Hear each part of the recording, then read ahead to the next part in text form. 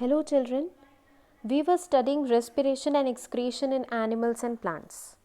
In the previous video, we studied about the process, the passage of air and what is respiration, then the exchange of gases that takes place through the alveoli. All these things we studied, okay? Now we will move on to the mechanism of breathing. If you open your textbooks to page number 82, there you will find this topic, mechanism of breathing. Now children, whenever we breathe, if you just put your hand over on your chest, then you will realize that when we breathe, then our chest rises and falls continuously, okay? So why this is happening, this we will understand when we study the mechanism of breathing in detail. Now see children, it is written, breathing takes place with the help of intercostal muscles between the ribs and the diaphragm. Now diaphragm, I told you that a little more knowledge is required about this sheet of muscle. Now it is present at the bottom attached with the lower ribs, okay, and whenever we inhale and exhale, the diaphragm moves, okay, it will move down and up continuously. This movement happens in diaphragm. So this actually facilitates the process of breathing. Alright, so during inhalation, when we breathe in, the intercostal muscles, they contract. Now just imagine, you can do it yourselves. When you are breathing in, then what happens? The ribs are pushed upwards and outwards, okay? When we breathe in, the ribs are pushed upwards and outwards, and the diaphragm contracts and it moves downwards. Because when we are breathing in, then what should happen? Our chest cavity should increase, okay? The volume should increase so that we can inhale more of oxygen rich air. So for that purpose, there should be some expansion in the lungs, and that is what is happening. How? The ribs are pushed upwards and outwards, and the diaphragm is also moving downwards. So this increases the chest cavity and there is an expansion in the lungs, okay? So this is what happens during inhalation. All right. The upward and outward movement of the ribs and the downward movement of the diaphragm increases the space in the chest cavity.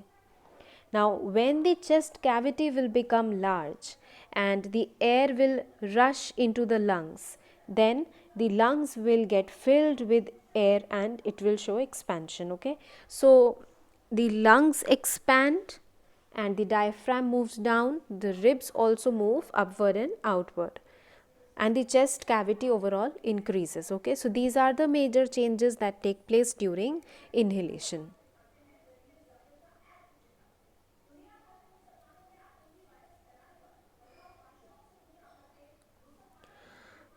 See children, in this diagram, the diaphragm is moving down during inhalation, and as we draw in air, the ribs are moving outwards and upwards and the diaphragm moves down. So this increases the chest cavity. In the two pictures, you can compare them and you can see that the lung cavity, the chest cavity is more when we inhale, okay? And see the next picture, that is showing exhalation. When the air is forced out, the ribs, they move back to their normal position, the diaphragm is pushed back and the chest cavity decreases, okay? The volume decreases and the lungs, they contract. Alright, so during exhalation, when we are breathing out, the intercostal muscles, they undergo relaxation. So when we inhale, these muscles contract, when we exhale, they relax. Now when we are exhaling, the ribs, they are moving downwards, inwards, back to their position, and the diaphragm also relaxes, okay? So this overall decreases the chest cavity.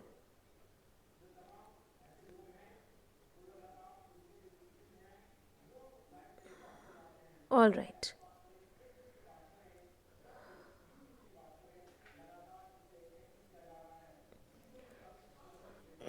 Children, this difference, this table, it is there in your book on page number 83. Okay, mark this table important because on the basis of any of the parameter, the difference can be asked.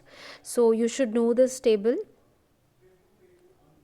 Now, what is inhalation?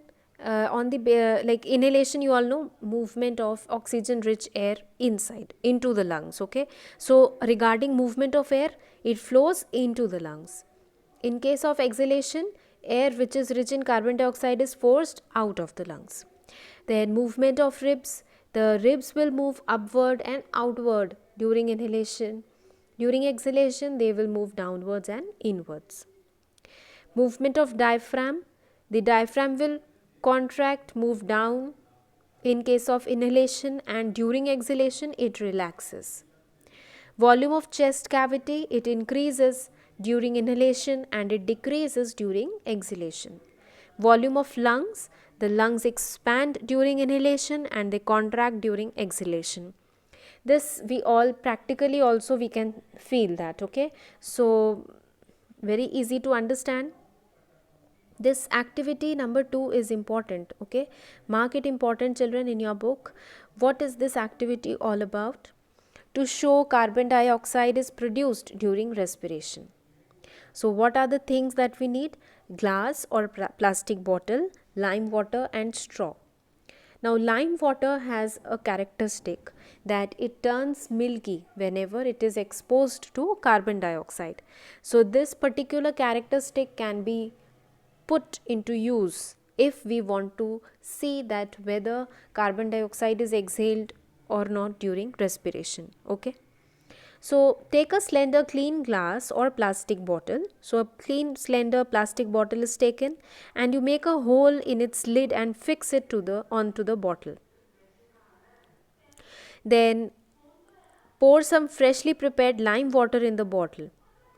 Insert a plastic straw through the hole and in such a way that some of it should dip in lime water. Okay, so you have basically put a straw through the hole that you've made on the lid, and that straw, one end of the straw should be in your mouth and the other end of the straw should touch the lime water which is present inside the plastic bottle. Now gently you will blow through the straw a few times. When you blow air out, then you all know that the air that is blown out is rich in carbon dioxide. So as soon as that carbon dioxide comes in contact with the lime water that is present inside the plastic bottle, it turns milky. Okay, so the observation is that the lime water in the bottle will turn milky. So what can we conclude through this activity is that the exhaled air, it contains carbon dioxide gas. Okay, and the characteristic of lime water, that is in the presence of carbon dioxide it turns milky. So carbon dioxide is a gas is produced during respiration. This is what we can infer through this activity. Okay, so this activity is important. And in the next turn I will through the virtual class we will meet and we will study activity 3 and the rest of the topics. Till that time, please read till page 84 and draw the two diagrams that I told you, that is figure 6.1 and 6.2 in your fair notebook. All right, thank you children.